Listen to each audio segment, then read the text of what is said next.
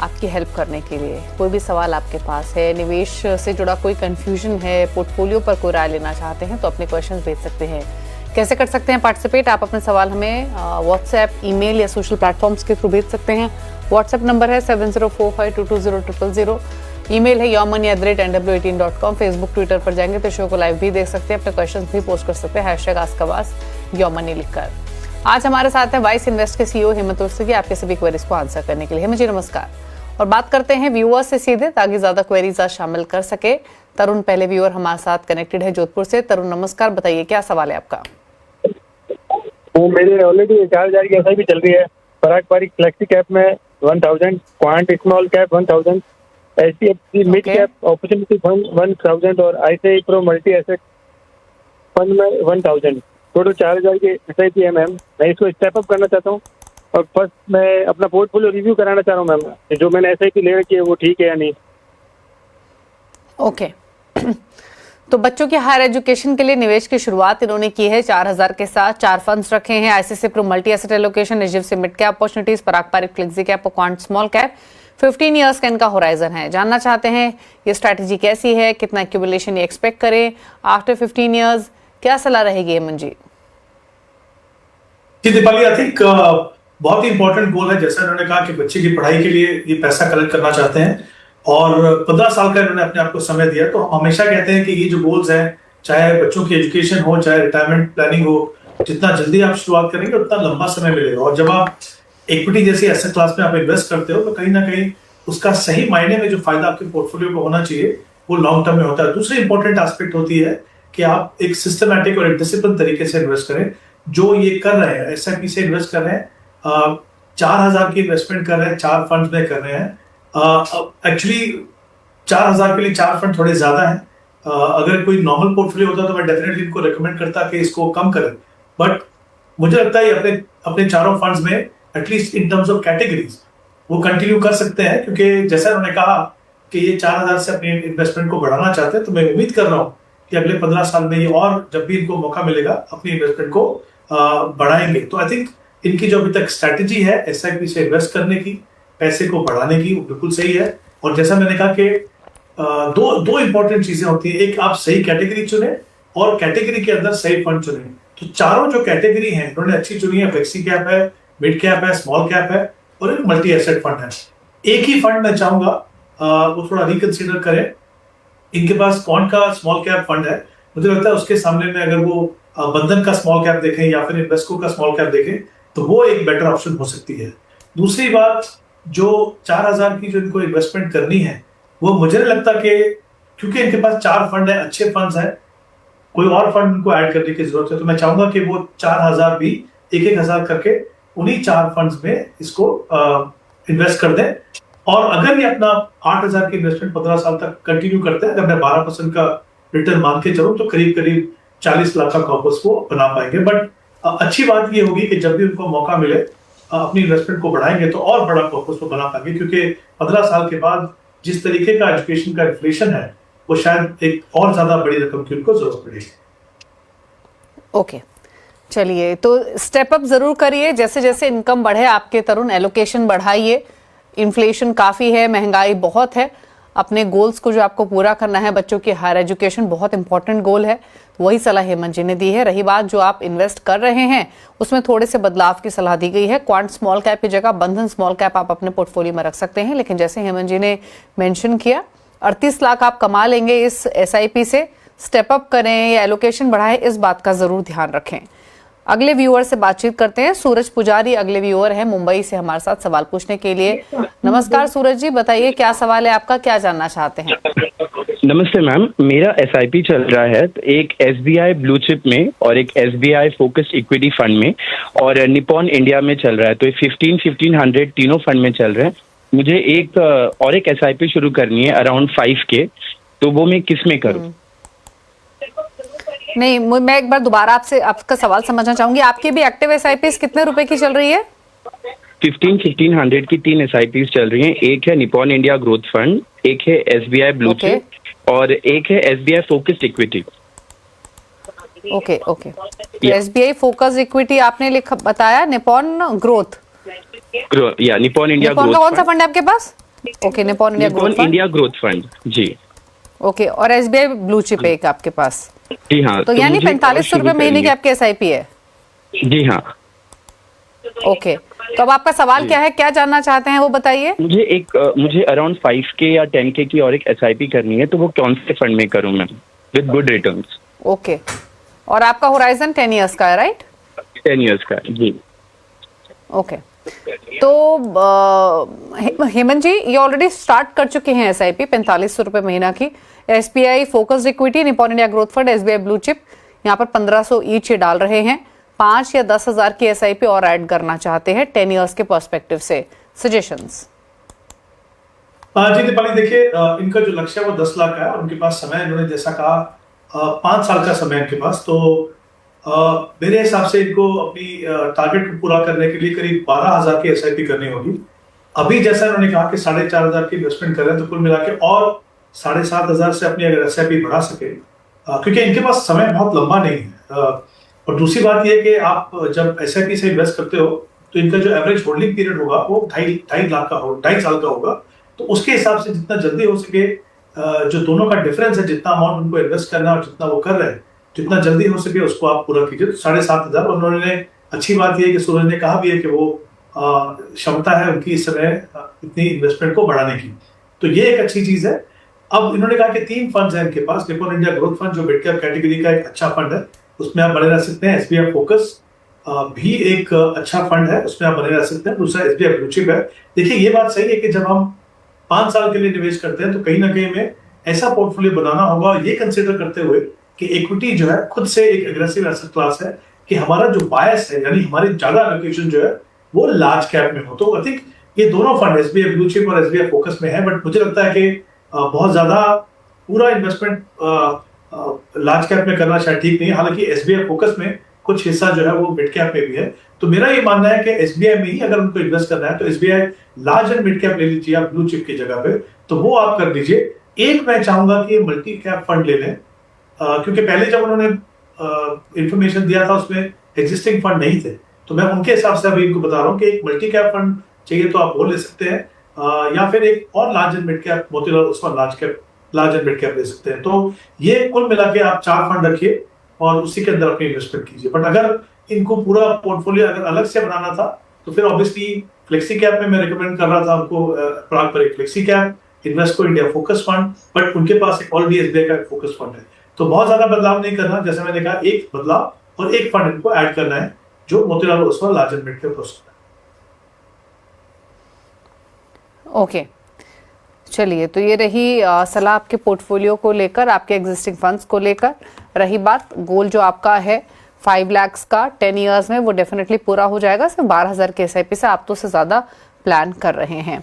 चलिए बात करते हैं अब अगले व्यूअर से। कमल हैं, कमल किशोर जोधपुर से सवाल पूछने के लिए। कमल जी नमस्कार, बताइए क्या सवाल है आपका? नमस्कार जी। नमस्ते। मेरा ये सवाल है कि मैंने जो आपको फंड्स भेजे हैं, क्या ये 10 साल के लिए ये सही है या इनमें कोई बदलाव की जरूरत है? एक और मुझे जो ELSS फंड है उसको बंद करना है और नया एक मल्टी कैप जोड़ना चाहता हूँ। क्या मल्टी कैप फंड की जगह है तो कौन सा फंड ऐड करूँ? ठीक है, आपकी जो एसआईपी चल रही है 27,500 की है कमल जी? हाँ जी। और कितना समय हो चुका है, कुछ एक्यूमुलेशन हुआ है? अभी 3 साल हो गए 10 लाख पोर्टफोलियो वैल्यू में, कुछ एक्स्ट्रा ऐड अच्छा, और जो 10% स्टेप अप भी आप कर रहे हैं? हाँ। ओके, और जो आपने डिटेल्स भेजी थी उसके मुताबिक 1 करोड़ का आपका लक्ष्य है 15 इयर्स में, राइट? 10 ईयर में। 10 इयर्स में 1 करोड़ का। ओके, चलिए, तो पहले तो मैं हेमंत जी इनका पोर्टफोलियो बता देती हूँ। मेरे ऐसे लार्ज मिड कैप 5,000 है पारंपरिक फ्लेक्सी कैप में, 5,000 एक्सेस मिड कैप में, 6,000 क्वांट मिड कैप में, 3,500 एसबीआई स्मॉल कैप में और मेरा एसेट ELSS में 3,000। दूसरा सवाल है इनका कि ELSS फंड से निकलना चाहते हैं तो क्या करें, एग्जिट करें तो कौन सा फंड ऐड करें। और दूसरी तरफ इस 27,500 के एसआईपी के साथ कंसीडरिंग 10 लाख की पोर्टफोलियो की वैल्यू है, 10 इयर्स में 1 करोड़ का टारगेट कितना लाइकली है 10% स्टेप अप के साथ? जी दीपाली, आई थिंक शुरुआत करते हैं इनके टारगेट से। जैसे उन्होंने कहा 10 साल का इनके पास समय, 1 करोड़ का इनका जो टारगेट है, और अभी जो इनकी इन्वेस्टमेंट है वो 27,500 है। और साथ ही इन्होंने कहा कि कमिटेड है कि अपनी इन्वेस्टमेंट को हर साल 10% से स्टेप अप करेंगे, जो हम हमेशा कहते हैं कि बहुत ही अच्छी स्ट्रैटेजी है, क्योंकि एक तो कहीं ना कहीं आपकी सेविंग और इन्वेस्टमेंट दोनों में वो डिसिप्लिन लेके आती है, और साथ में ये भी इंश्योर करती है कि आपका जो बढ़ती इनकम है उसका आपको 6-7 जो आपके इन्वेस्टमेंट में जाए, जो यूजुअली किसी भी निवेशक के लिए करना मुश्किल होता है। तो अगर आप इन चीजों को, इनके नंबर्स को देखें और जिनका इतना जो टाइम होराइजन है उसको अगर हम कंसिडर करके चलें, तो मुझे लगता नहीं कि उनको अपने टारगेट पूरा करने में कोई प्रॉब्लम होगी। तो इसका मतलब ये कि अगर ये बिना रुकावट के अपने इन्वेस्टमेंट प्रोसेस को अगले 10 साल तक कंटिन्यू करते हैं, और यूजली जो उनका पोर्टफोलियो जो है वो इक्विटी में बना रहे, तो 12% के रिटर्न अगर हम मान के चलें तो 1 करोड़ का कॉर्पस डेफिनेटली वो बना पाएंगे। इनका जो एग्जिस्टिंग पोर्टफोलियो है उसमें दो चीजें हैं। एक तो उन्होंने पूछा कि ईएलएसएस में निकलना चाहते हैं। देखिए, ईएलएसएस में एक 3 साल का लॉक इन रहता है। अगर आपका लॉक इन पीरियड खत्म हो चुका है तो डेफिनेटली आप वहां से निकल सकते हैं, आप रहे ईएलएसएस में है तो। और कुछ और फंड मैं आपको रिकमेंड कर रहा हूं, क्योंकि मुझे लगता है कि आपके पोर्टफोलियो में पराग पारिक को छोड़ के बाकी जो फंड्स हैं उनमें अगर आप थोड़ा बदलाव करेंगे तो आप कहीं ना कहीं अपने जो पोर्टफोलियो है उसके रिटर्न के पोटेंशियल को बढ़ाएंगे। तो दूसरी बात, फ्रेश इन्वेस्टमेंट ईएलएसएस में करनी है कि नहीं वो डिपेंड करेगा कि आप नए टैक्स रिजीम में है, आप ओल्ड रिजीम में है। अगर आप नए में है तो डेफिनेटली आपको ईएलएसएस में इन्वेस्ट करने की जरूरत नहीं है, तो उसको आप डेफिनेटली कंसिडर कर सकते हो। और जैसा मैंने कहा कि जो एग्जिस्टिंग पोर्टफोलियो है उसमें से पारंपरिक में आप बने रह सकते हैं, 5,000 की आप इन्वेस्टमेंट करें। बाकी जो मेरे हिसाब से जो मुझे लगता है कि वो फंड आपके अच्छे हो सकते हैं, वो Motilal Oswal large and mid cap, जिसमें आप 5,000 इन्वेस्ट कीजिए। इन्वेस्को मिड कैप, आपके पास 2 मिड कैप है, मुझे लगता है इन्वेस्को मिड कैप एक बेहतर ऑप्शन है, तो उसमें आप 6,000 इन्वेस्ट कर सकते हैं। ICICI large and mid cap 5,000, और बंधन स्मॉल कैप में 3,500। मैंने जो एलोकेशन आपको दिया है ईएलएसएस का भी दिया है, एचडीएफसी ईएलएसएस 3,000 का, बट अगेन आपको जरूरत है कि नहीं उसके ऊपर वो डिपेंड करता है। अदरवाइज जैसा इन्होंने कहा कि एक मल्टी कैप फंड वो लेना चाहते हैं, तो मल्टी कैप डेफिनेटली आप ले सकते हैं। मे बी आप कोटक मल्टी कैप को आप कंसिडर कर लीजिए, जो पैसा आप ईएलएसएस के अंदर इन्वेस्ट करें। इस तरह से बदलाव की जरूरत है। आपकी स्ट्रेटेजी बिल्कुल सही है, स्टेप अप करना बहुत ही इंपॉर्टेंट है आपके लिए। जैसे मैंने कहा, आप लक्ष्य पूरा कर पाएंगे, बट पोर्टफोलियो को थोड़ा सा अभी कंसोलिडेट करना है और थोड़ा सा रीअलाइन करने की जरूरत है। ओके, चलिए, तो ये सलाह आपके पोर्टफोलियो को लेकर मल्टी कैप फंड भी आपको सजेस्ट किया गया है आपके पोर्टफोलियो में। रुक रहे हैं इसी के साथ एक ब्रेक के लिए। ब्रेक के उस पार कुछ और क्वेश्चंस, जल्द वापस आते हैं।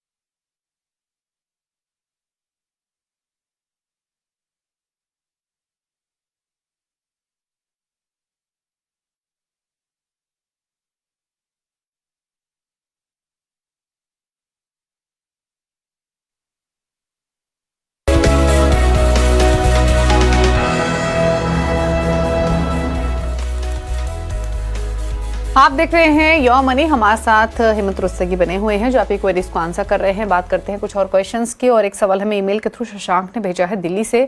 40 इयर्स इनकी एज है, इनके पोर्टफोलियो की वैल्यू है 1.2 करोड़ ऑलरेडी। 10 to 15 इयर्स में 4 to 5 करोड़ का इनका टारगेट है। फंड सिलेक्शन कैसा है ये जानना चाहते हैं। अब दिखाते हैं इनके एग्जिस्टिंग पोर्टफोलियो। तो ज्यादातर लमसम इन्वेस्टमेंट इन्होंने की हुई है। 19 लाख रुपए है इनके पास HDFC निफ्टी 50 इंडेक्स फंड में, 12.5 लाख डाले हैं UTI निफ्टी 50 इंडेक्स फंड में, गोल्ड ETF में 10 लाख, सिल्वर ETF में 10 लाख, एक्सेस ELSS में 5 लाख, पराग पारिक फ्लेक्सी कैप में 7 लाख, एक्सेस मिड कैप में 5 लाख, फिर 4-4 लाख ईच 3 फंड्स में डाले हुए हैं। Motilal Oswal mid cap 150 index, HDFC balanced advantage, Axis large cap. 3.2 lakh है HDFC BSE Sensex index, Motilal Oswal mid cap 3 lakh, ICICI Pru multi asset में 3 लाख, क्वांट स्मॉल कैप में, ICICI लार्ज कैप में 3 लाख। तो बड़ा लमसम पोर्टफोलियो है। क्या सजेशन इनके लिए? जी दीपाली, देखिए जैसे आपने अभी फंड्स की बात की, तो कुल मिला के इनके पास करीब 29 फंड्स हैं। तो ऑब्वियसली अगर एक पोर्टफोलियो के पॉइंट ऑफ व्यू से देखें, चाहे उसकी कितनी भी वैल्यू हो, 29 फंड्स एक ऐसा पोर्टफोलियो जिसको हम डेफिनेटली कह सकते हैं कि एक ओवर डाइवर्सिफाइड पोर्टफोलियो है।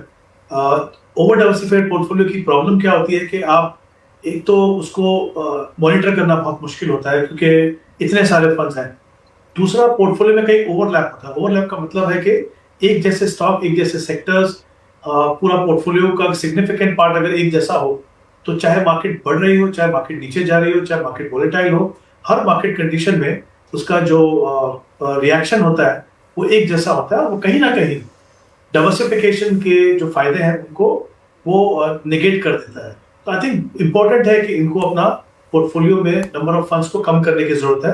बट उससे वो कैसे करें, उससे पहले हम देख लेते हैं कि इनका जो टारगेट पूरा होगा कि नहीं। इन्होंने अभी तक जो कॉर्पस एक्यूमुलेट किया वो 1 करोड़ 20 लाख का किया है। समय इनके करीब, इन्होंने कहा 10 से 12 साल, तो मैं मान के चल रहा हूँ कि वो 12 साल तक अपने इन्वेस्टमेंट को कंटिन्यू कर सकते हैं। और इनका टारगेट है करीब 4 से 5 करोड़। तो मेरे हिसाब से अगर स्टेप अप भी इन्होंने जैसे कहा अगर कर सकें तो और अच्छा है, बट नहीं तो इसी पोर्टफोलियो से करीब 4 करोड़ 65 लाख या 70 लाख का पोर्टफोलियो बने, वो कॉर्पस बनेगा। तो आई थिंक उनका जहां तक पोर्टफोलियो अपना जो गोल है टारगेट तक पहुंचने का, उसमें मुझे लगता है कि उनको प्रॉब्लम आएगी। पर जैसे मैंने कहा कि कंसोलिडेट करना है, तो मेरे हिसाब से कुल मिला के ये 10 फंड रखे हैं अपने पास। अच्छी बात यह है कि इनके पोर्टफोलियो में अच्छे फंड्स हैं, तो उनके बारे में मैं बताता हूँ कितने पैसे लगाने। दूसरी बात, इन्होंने 2 फंड रखे हैं, एक फंड रखा है गोल्ड फंड, एक सिल्वर फंड। मेरी रिकमेंडेशन ये रहेगी कि ठीक है आप ये फंड्स को रख सकते हैं, लेकिन अगर आप मल्टी एसेट फंड के द्वारा इनको एलोकेशन करें तो कहीं ना कहीं जो रीबैलेंसिंग की जरूरत होती है वो फंड मैनेजर आपके ब्याह पे करेंगे। तो 6 फंड एग्जिस्टिंग में से जो रख सकते हैं वो है Parag Parikh flexi cap, Motilal Oswal mid cap, HDFC flexi cap, HDFC large and mid cap, ICICI Pru multi asset fund और SBI का लार्ज एंड मिड कैप। ये जो 6 फंड है उनमें आप 12 लाख लगाइए, हर फंड में 12-12 लाख। उसके अलावा 4 फंड में रिकमेंड कर रहा हूं उनको, वो है Invesco large and mid cap, Kotak multi cap, Bandhan small cap और White Oak multi asset. 2 multi asset fund होंगे। और जैसा मैंने कहा कि कमोडिटीज में अगर आपको इन्वेस्ट करना है तो वो एक बेहतर ऑप्शन है क्योंकि कहीं ना कहीं रीबैलेंसिंग होगा। तो ये कुल मिला के ये 10 फंड होंगे जिनमें सभी में 12 लाख इन्वेस्ट करना है। एक चीज का ध्यान रखिए, जब आप रिडीम करेंगे, जितना आपका, जैसे उन्होंने कहा कि जो कॉर्पस बना है उसमें जो कैपिटल गेन है वो टैक्स लगेगा आपको। अगर कोई इन्वेस्टमेंट 1 साल से कम है तो हो सकता है आपको वहां पे एग्जिट लोड भी लगे। इन फैक्टर्स को ध्यान रखिए। अगर आप चाहें तो थोड़ा सा फेज मैनर में कर सकते हैं, लेकिन मेरे हिसाब से इस पोर्टफोलियो को कंसोलिडेट करना बहुत ही जरूरी है अगर आप चाहते हैं कि आपके पोर्टफोलियो में आपको बेहतर रिटर्न मिले और अपने लक्ष्य तक आप पहुंचे। तो ये कुछ चीजें हैं जो आपको करने की जरूरत है। थोड़ा समय लगेगा, बट मुझे लगता है कि क्योंकि 12 साल का टाइम है आपके पास, वो जितना जल्दी हो सके आप करें तो आपके लिए बेहतर हो। ओके, तो चलिए, बदलाव आपको सजेस्ट किए गए हैं और कुछ नए फंड्स भी आपको रेकमेंड किए गए हैं। गोल आपका मोस्टली हासिल हो सकता है। इतने सारे फंड्स की जरूरत नहीं है, इसलिए थोड़ा छोटा एलोकेशन करने की सलाह दी गई है ताकि ज़्यादा आसान भी रहे आपके लिए अपने पोर्टफोलियो को मॉनिटर करना। ज़्यादा फंड होने से ज़्यादा रिटर्न्स मिलेंगे ऐसा लॉजिक नहीं होता है, इसीलिए कम फंड्स रखें और एक कॉम्पोजिट पोर्टफोलियो रखें ताकि बेहतर हो। बात करेंगे एक और क्वेरी की। अमृतांशु ने एक सवाल भेजा है ईमेल के थ्रू। 34 इयर्स इनकी एज है, मंथली SIP चल रही है 1,05,000 की, वाइफ की भी SIP चल रही है 1 लाख की, पोर्टफोलियो की वैल्यू 1 करोड़ है। ईयरली टॉपअप ये कर रहे हैं 15 to 20%। 18 ईयर्स में 50 करोड़ का टारगेट है। कितने की एसआईपी करनी पड़ेगी? तो म्यूचुअल एसआईपी इनकी देखें दोनों हस्बैंड वाइफ की पोर्टफोलियो की, तो वो 2,05,000 की है, 1 करोड़ की पोर्टफोलियो की वैल्यू है। हस्बैंड का पोर्टफोलियो ने अमितांशु का पोर्टफोलियो बता देते हैं। 40,000 per month Mahindra Manulife small cap, 30,000 Nippon India flexi cap, 15,000 each HDFC mid cap और महिंद्रा मनुलाइफ बिजनेस में, 5,000 आईटीआई बैंकिंग और फाइनेंशियल सर्विसेज में, 25,000 Tata small cap, 25,000 LIC mutual fund manufacturing mutual fund में, 20,000 Tata mid cap, 15,000 Kotak multi asset और Kotak equity focused. तो बताइए suggestions इनके portfolio और इनके अग्रेसिव गोल पर। दीपाली, आई थिंक ये परफेक्ट एग्जांपल है ये देखने के लिए कि किस तरीके से अगर आप समय पे शुरू करें, सही अमाउंट इन्वेस्ट करें तो कितना बड़ा कॉर्पस आप बना पाएंगे। जैसा इन्होंने कहा अमितांशु ने कि उनका जो कंबाइंड गोल जो है वो 50 करोड़ का है। इनकी जो इन्वेस्टमेंट है 2,05,000 की, मैं कंबाइंड अमाउंट की बात कर रहा हूँ। 18 साल का इनके पास समय है।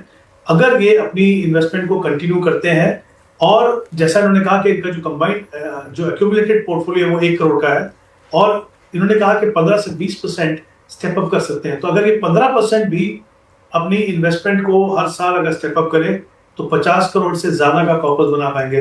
जाहिर सी बात है अगर वो 20% से कर पाए, अगर उसको सस्टेन कर पाते हैं अगले 18 साल तक, तो फिर और बड़ा कॉर्पस जो बना पाएंगे। तो आई थिंक जैसा मैंने कहा परफेक्ट एग्जांपल है कि अगर आप स्टेप अप करें, सही समय पे शुरुआत करें, एक टारगेट बना के सही अमाउंट इन्वेस्ट करें तो बड़ी सी बड़ी रकम भी आपको एसआईपी के द्वारा आप एक्यूमुलेट कर सकते हैं।